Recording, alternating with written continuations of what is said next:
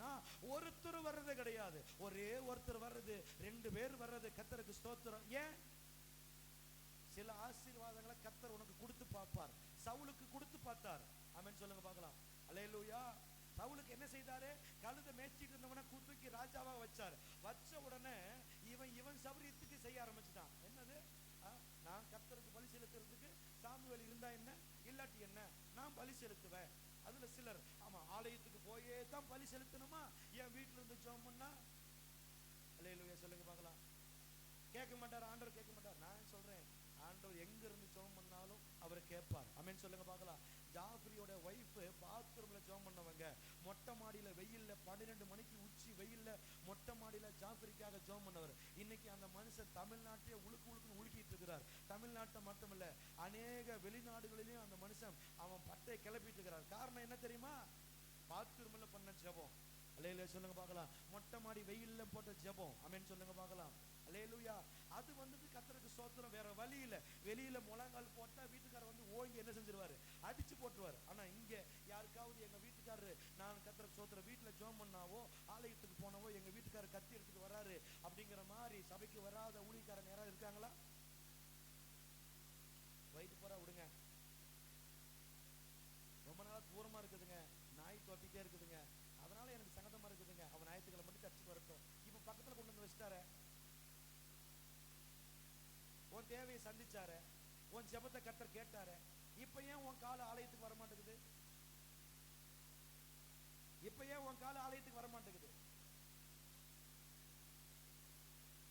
உன் வாழ்க்கையில ரெகுலராவே அந்த ஜெயத்தை நீ பார்க்கணும். வருஷத்துல 12 மாதம் இருக்குதுன்னா 12 மாதத்துலயும் நீ அடுத்து தொட்டதெல்லாம் துணங்கணும், ஜெயத்தை நீ பார்த்துட்டே இருக்கணும்னா, ஆமா இந்த தானியேல் மறைபொருள பரலோகத்தின் தேவன் அவனுக்கு வெளிப்படுத்துறதுனால பரலோகத்தின் தேவனுக்கு ஸ்தோத்திர பலிகளை என்ன செய்யறான்?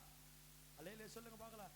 அதிகாலை ஸ்தோத்திர பலி அப்பா அப்பா உங்களுக்கு தான் ஆராதனை, ஸ்தோத்திர பலி அப்பா அப்பா உங்க எபினேசர் எபினேசர்.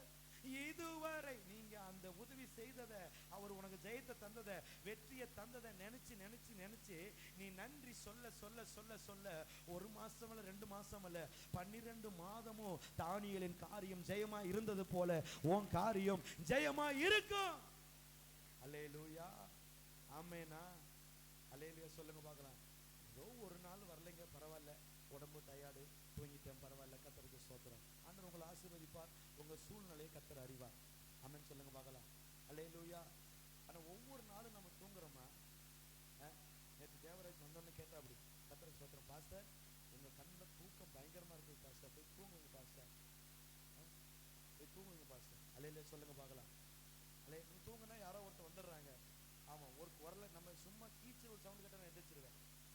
ஆமா ஸ்தோத்திரம். பேசிக்கிட்டு யாரோ வந்துடுறாங்க, போயிருக்கு, தூக்கமே இருக்க மாட்டேன். ஆமென் சொல்லுங்க பார்க்கலாம். ஆனாலும் 3 மணிக்கெல்லாம் அலாரம் அடிச்சிருந்து எந்திரிச்சு எங்க ஓடியாந்துடுறோம், ஆலயத்துக்கு இருந்துடுறோம். அல்லேலூயா. அப்பாவை ஆராதிக்கணுமே அப்படின்னு. ஆமென் சொல்லுங்க பார்க்கலாம். அவர் செய்த நன்மைகளுக்கு நம்ம நன்றி சொல்லணும். தானியேல் முடிவு பரியந்தும் அவன் காரியம் ஜெயமா இருந்தது. காரணம் என்ன தெரியுமா? என்ன தெரியுமா? தேவனுக்கு ஸ்தோத்திர பலியை எடுத்தான். ஆமெனா. அல்லேலூயா. ஆமென் சொல்லுங்க பார்க்கலாம். முடிவு பரியந்தம், கிறிஸ்துவின் வருகை பரியந்தம் அவர் கொடுத்த ஜீவன் இந்த சரீரத்தில் இருக்கிற வரலும் நம்ம காரியம் ஜெயமா இருக்கணும்னா, ஆமென் சொல்லுங்க பார்க்கலாம். என்ன செய்யுங்க? அல்லேலூயா. ஆண்டவரே, ஒரு புதிய நாளை எங்களுக்கு தந்ததுக்காக உமக்கு நன்றி ஆண்டவரே. அல்லேலூயா. 1 மணி நேரம் தானே, நீங்களே விரும்பினா கூட நான் 1 மணி நேரத்துக்கு எடுக்க முடியாது. அதெல்லாம் முன்ன இப்போ எனக்கு 6 மணிக்கு ஆன்லைன்ல ப்ரேயர் இருக்குது.